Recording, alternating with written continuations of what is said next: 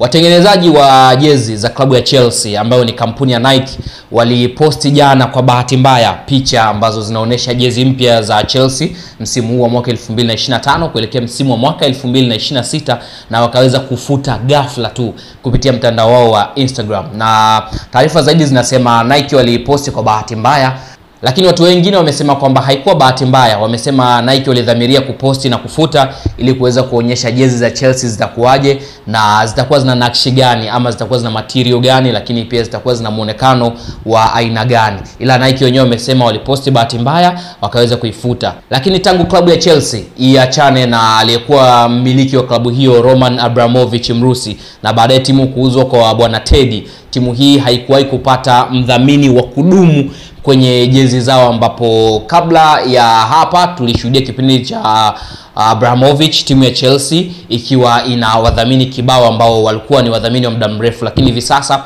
mambo yamekuwa magumu mara baada ya tajiri huyu. Kwa hiyo hatujajua shida ni nini hasa, labda mkataba wake unakuwa mgumu, au kuna vipengele vinakuwa havieleweki, au kufanya vibaya kwa Chelsea pia kunachangia kukosa mdhamini wa kudumu ambaye anakuwa kwenye jezi ile ya Chelsea. Lakini jezi ambayo waliposti Nike ndo hii hapa ambayo unaiona. Hii ndio itakuwa jezi mpya ya klabu ya Chelsea kuelekea msimu huu wa mwaka 2025 kuelekea msimu wa mwaka 2026. Je, unaionaje jezi hii? The Blues wanaweza kuvaa na kwenda kuvimba mtaani, au jezi ya kawaida sana na ukitarajia vile hakuna yule title sponsor ambaye anaonekana kwenye jezi ya Chelsea?